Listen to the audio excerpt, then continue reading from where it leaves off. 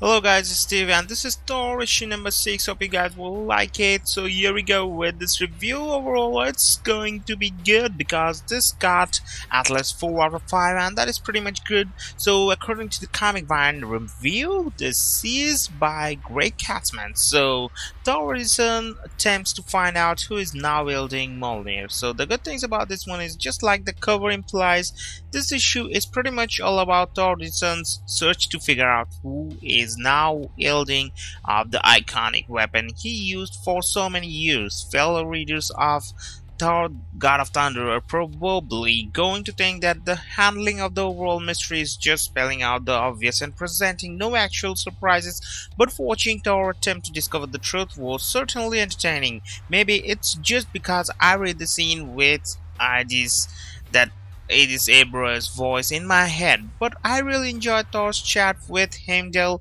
Thor's mind is occupied by figuring out why he is deemed not worthy and why this new person is.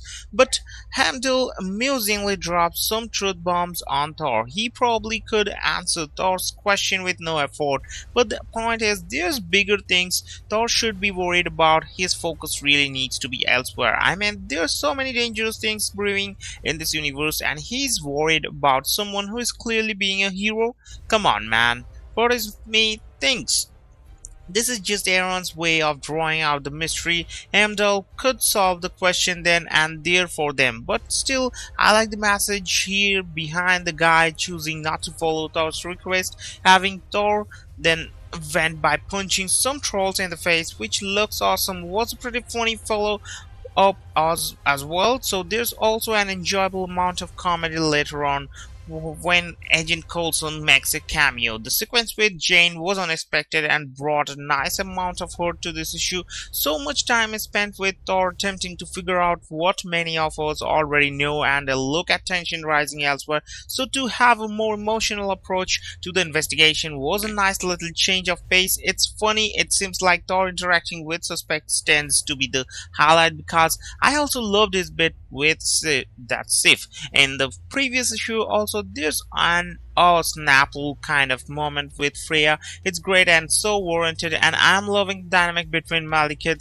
and Dario Ager. This issue looks so good, from the look on terrified child's face to the beauty of the Rainbow Bridge and the scenery around it. Russell Determined and Matthew Wilson's pages are more than worthy of our attention. Everything about it delivered and pulled me right into each and every scene. There's such a great variety of characters and settings here, and both artists were able to present every drastically different moment superbly. I may have some problems with the story in this one, but the visuals make me want to read it all over again, and that is pretty cool. That's the most enjoyable part in the comic, when you want to read it more and more. So according to the IGN review, they are also pretty cool with this one, and they have given it a 7.8, a solid 7.8 out of 10. This review is by Jeff Leck. For those hoping the cover to 206 was a precursor of reveals to come, take heart while the unmasking of everyone's favorite mystery blonde remains a work in progress. Jason Aaron and Russell Dotterman do more than enough to keep those conspiracy threads humming.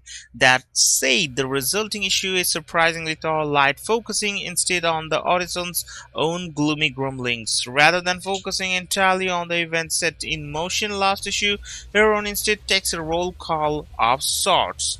So that was a pretty good idea, catching us up on the title various moral hammerless members. The demented evil of between Ager and Malekith proves both entertaining and insightful, as both lay bare their supposed plots for realm dominion. So also great are the scenes between the auditions and the rarely seen Jane Foster. Aaron's take on the character remains as affecting as ever, her resilience stronger than ever, that of a thunder of a god. So that was a pretty great thing on this one, and this is the end, and the giant, that demon, came in, that is risen by Odin.